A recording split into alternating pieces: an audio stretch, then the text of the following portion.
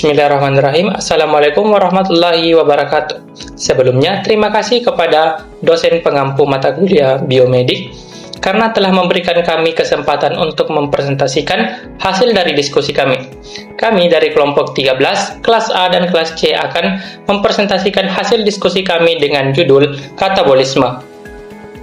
Adapun anggota kelompok kami, yang pertama, Aska Amalia Wildan atau saya sendiri selaku moderator. Selanjutnya ada Agnikasi Az-Zahra dari kelas A, Maulida Irwanto dari kelas C, Siti Fahriya Nadia Firham dari kelas C, dan Sri Hardianti dari kelas C.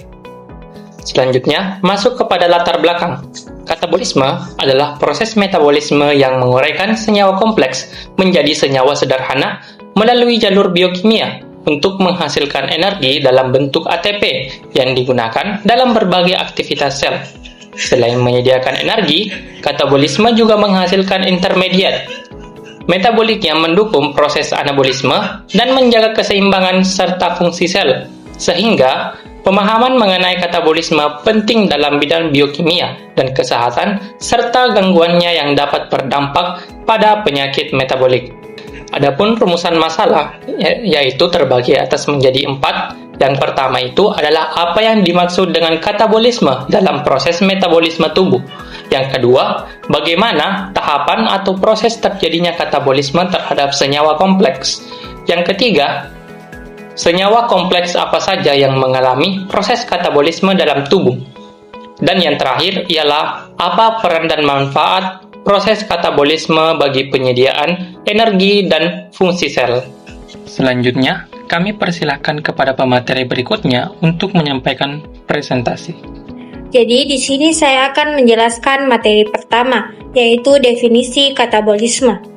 Katabolisme adalah proses mengubah molekul yang rumit menjadi molekul yang lebih sederhana, dan pada saat itu juga melepaskan energi dalam bentuk ATP.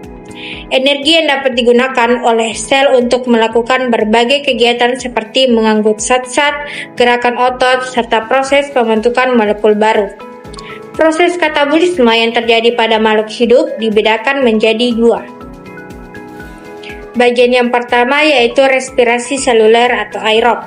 Melalui proses pemecahan glukosa secara lengkap, menggunakan oksigen di mitokondria, menghasilkan CO2, air, dan ATP. Bagian yang kedua yaitu respirasi anaerob. Itu melalui proses pemecahan bahan bakar tanpa oksigen, menghasilkan energi jauh lebih sedikit daripada aerob.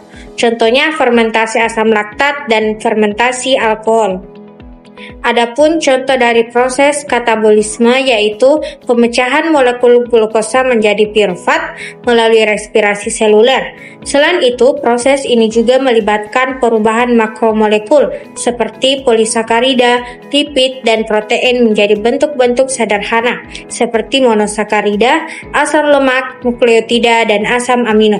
Selain contoh proses dari katabolisme, ada juga contoh proses dari jalur katabolisme itu sendiri, yaitu glikolisis, beta oksidasi, dan respirasi seluler. Bagian yang pertama yaitu oksidasi glukosa atau respirasi seluler. Glukosa dipecah menjadi karbon dioksida dan air melalui beberapa tahap, yaitu glikolisis, siklus Krebs, dan rantai transport elektron yang menghasilkan 36-38 molekul ATP. Kedua yaitu katabolisme protein. Protein dipecah menjadi asam amino yang bisa digunakan dalam siklus metabolik sebagai sumber energi.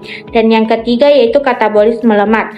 Trigliserida diubah menjadi asam lemak dan gliserol, kemudian mengalami proses beta oksidasi sehingga menghasilkan asetil-CoA serta ATP. Di sini saya akan menjelaskan proses terjadinya katabolisme terhadap senyawa kompleks. Yang pertama ada katabolisme karbohidrat. Proses ini dimulai dari glikolisis yang terjadi di sitoplasma sel. Di sini satu molekul glukosa dipecah menjadi 2 molekul pirufat. Dari proses ini, sel menghasilkan ATP dan NADH yang berfungsi sebagai sumber energi awal. Glikolisis ini bersifat anaerob, jadi tetap bisa berjalan meskipun oksigen terbatas dan sangat penting sebagai penyedia energi bagi sel. Selanjutnya adalah katabolisme lipid. Proses ini terjadi melalui beta oksidasi di dalam mitokondria. Pada tahap ini, asam lemak dipecah menjadi asetil CoA yang kemudian masuk ke siklus asam sitrat untuk menghasilkan menghasilkan energi dalam bentuk ATP. Katabolisme lipid biasanya menjadi sumber energi utama saat tubuh sedang puasa atau ketika asupan karbohidrat rendah. Sementara itu, jika energi berlebih, tubuh akan menyimpannya dalam bentuk lemak melalui proses lipogenesis yang terjadi di hati dan jaringan adiposa. Yang terakhir adalah katabolisme protein atau proteolisis. Pada proses kali ini, protein dipecah menjadi asam amino. Asam amino yang dihasilkan bisa digunakan sebagai sumber energi, diubah menjadi glukosa melalui proses gluconeogenesis, atau dimanfaatkan kembali untuk membentuk protein baru dan senyawa lain yang mengandung nitrogen. Pada proses ini, membantu tubuh tetap memenuhi kebutuhan energi dan metabolisme, terutama saat sumber energi lain terbatas. Saya akan melanjutkan materi tentang proses terjadinya katabolisme terhadap senyawa kompleks. Proses katabolisme sangat penting karena menjadi dasar bagi sel untuk menjalankan berbagai aktivitas biologis. Proses ini terjadi pada berbagai zat gizi utama seperti karbohidrat, lipid, dan protein yang masing-masing memiliki jalur dan peran tersendiri, namun tetap saling terhubung dalam sistem metabolisme tubuh. Katabolisme karbohidrat dimulai melalui proses glikolisis yang terjadi di sitoplasma sel. Pada tahap ini, satu molekul glukosa dipecah menjadi dua molekul pirufat, disertai dengan pembentukan energi dalam bentuk ATP dan NADH. Glikolisis bersifat anaerob, sehingga dapat berlangsung tanpa kehadiran oksigen. Proses ini menjadi sumber energi awal dan sangat penting terutama bagi sel-sel yang memiliki kebutuhan energi tinggi atau berada dalam kondisi kekurangan oksigen. Selain karbohidrat, lipid juga merupakan sumber energi utama bagi tubuh. Katabolisme lipid berlangsung melalui proses beta oksidasi di dalam mitokondria, di mana asam lemak dipecah menjadi asetil CoA. Asetil CoA kemudian masuk ke dalam siklus asam sitrat untuk menghasilkan ATP dalam jumlah yang besar. Proses ini sangat berperan saat tubuh berada dalam kondisi puasa atau saat asupan karbohidrat rendah. Sebaliknya, ketika energi tersedia dalam jumlah yang lebih, tubuh menyimpannya melalui proses lipogenesis yang terjadi terutama di hati dan jaringan adiposa. Lipid tidak hanya berfungsi sebagai cadangan energi, tetapi juga berperan penting sebagai komponen utama membran sel, isolator panas, serta pelindungan organ vital. Yang terakhir adalah katabolisme protein atau proteolisis. Pada proses kali ini, protein dipecah menjadi asam amino. Asam amino yang dihasilkan bisa digunakan sebagai sumber energi, diubah menjadi glukosa melalui proses gluconeogenesis, atau dimanfaatkan kembali untuk membentuk protein baru dan senyawa lain yang mengandung nitrogen. Pada proses ini, membantu tubuh tetap memenuhi kebutuhan energi dan metabolisme, terutama saat sumber energi lain terbatas. Secara keseluruhan, katabolisme karbohidrat, lipid, dan protein saling melengkapi dalam memenuhi kebutuhan energi tubuh. Keseimbangan dari ketiga proses ini sangat penting untuk menjaga fungsi sel, jaringan, dan organ agar tetap berjalan secara optimal. Selanjutnya, saya akan menjelaskan jenis-jenis senyawa kompleks yang mengalami katabolisme dalam tubuh. Dalam tubuh manusia, proses katabolisme berperan penting dalam memecah senyawa kompleks menjadi molekul yang lebih sederhana agar dapat digunakan sebagai sumber energi maupun bahan metabolik lainnya. Beberapa senyawa kompleks utama yang mengalami proses katabolisme adalah karbohidrat, lemak, protein, asam nukleat, serta senyawa gabungan seperti glikoprotein dan lipoprotein. Jenis-jenis senyawa kompleks yang mengalami katabolisme dalam tubuh terbagi menjadi 4, yaitu yang pertama, karbohidrat. Karbohidrat merupakan senyawa kompleks yang menjadi sumber energi utama tubuh.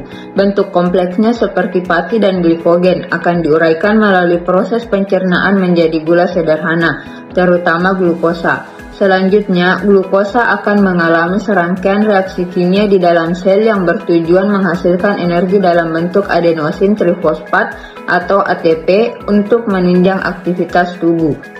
Yang kedua, lemak atau lipid berfungsi sebagai cadangan energi jangka panjang. Senyawa lemak kompleks, terutama trigliserida, akan dipecah menjadi asam lemak dan gliserol. Asam lemak kemudian mengalami pemecahan bertahap di dalam mitokondria melalui proses oksidasi. sehingga menghasilkan energi dalam jumlah besar dibandingkan senyawa lainnya. Yang ketiga, protein. Protein merupakan senyawa kompleks penyusun jaringan tubuh. Dalam kondisi tertentu, seperti kekurangan asupan, diuraikan menjadi asam amino, kemudian gugus aminanya dipisahkan, sementara rangka karbonnya dimanfaatkan dalam jalur metabolisme energi atau pembentukan senyawa lain yang diperlukan tubuh. Yang keempat, asam nukleat. Meskipun bukan sumber energi utama, juga dapat mengalami katabolisme. Senyawa ini akan dipecah menjadi komponen dasarnya seperti nukleotida dan basa nitrogen. Hasil pemecahan tersebut dapat digunakan kembali dalam proses metabolisme atau dikeluarkan dari tubuh sebagai sisa metabolisme.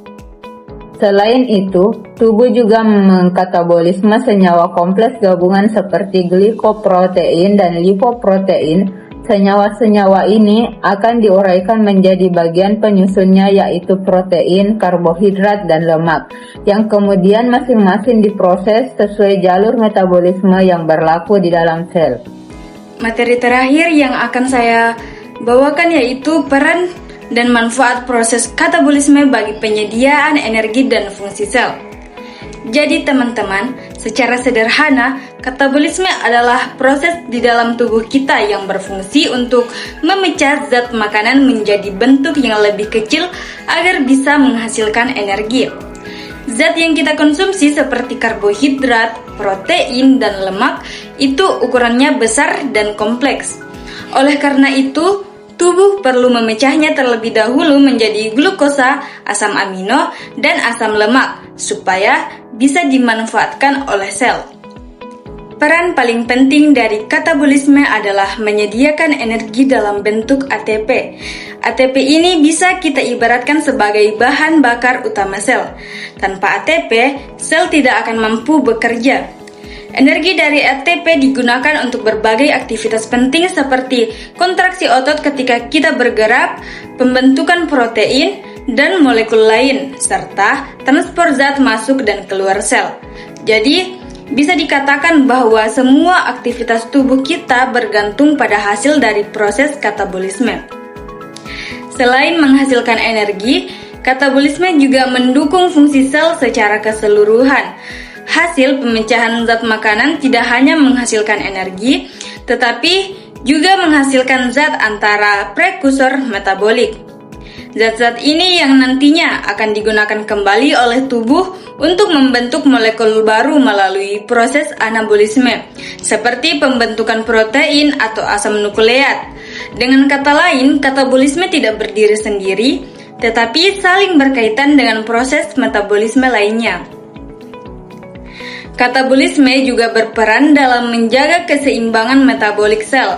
Ketika tubuh membutuhkan energi lebih, misalnya saat berolahraga atau beraktivitas berat, proses katabolisme akan meningkat untuk memastikan kebutuhan energi tetap terpenuhi.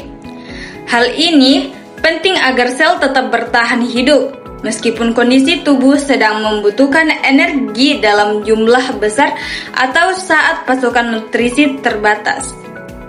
Jadi, kesimpulannya ialah katabolisme adalah proses pemecahan senyawa kompleks menjadi molekul sederhana yang menghasilkan energi dalam bentuk ATP.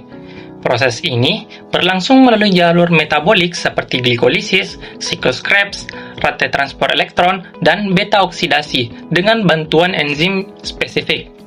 Katabolisme karbohidrat, lemak, protein, dan asam nukleat menyediakan energi, menjaga homeostasis, serta mendukung fungsi fisiologis tubuh. Itulah tadi presentasi dari kelompok kami mengenai katabolisme. Apabila terdapat kekurangan maupun kelebihan dalam penyampaian, mohon dimaafkan. Sekian dari kami.